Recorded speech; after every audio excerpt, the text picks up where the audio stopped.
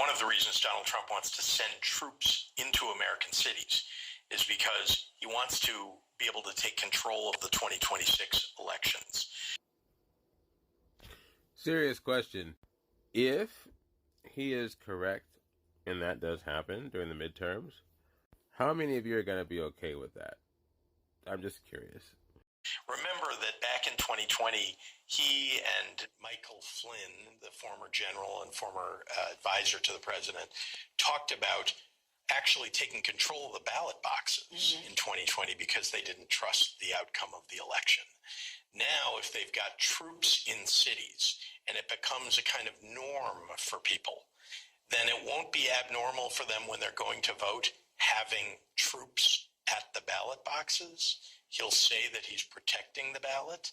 And if he thinks there's some kind of fraud, and what I mean by that is if he thinks that his party isn't going to win, then they very well could do what they suggested they were going to do in 2020, which is take control of the ballot boxes.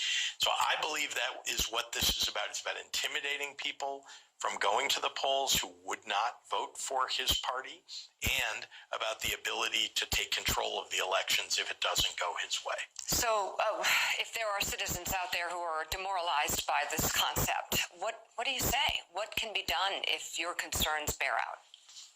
Speak up, megaphones and microphones, however you can, and make sure you show up and are absolutely focused on getting to the ballot box and voting. We need to push back on the idea that troops can come into our cities, and people really need, just as they are pushing back on ICE agents. Because Trump says this is about crime. He's coming into Chicago for crime. But it's a lie.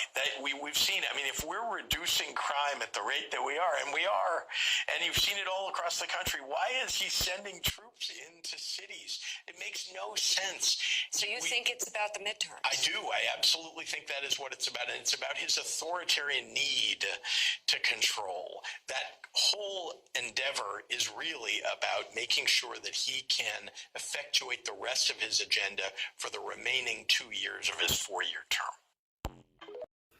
Next question. Since we can't help but compare Trump to Biden, especially Trump, he loves comparing himself to Biden. If Joe Biden were to do that, or Barack Obama, or Kamala Harris, have soldiers within the streets of the United States, and then he would use them in such a way, as the Illinois governor has described, how many of you would be happy about that? Now, my assumption is not many. Am I wrong? I'm very curious. So then my last question to you.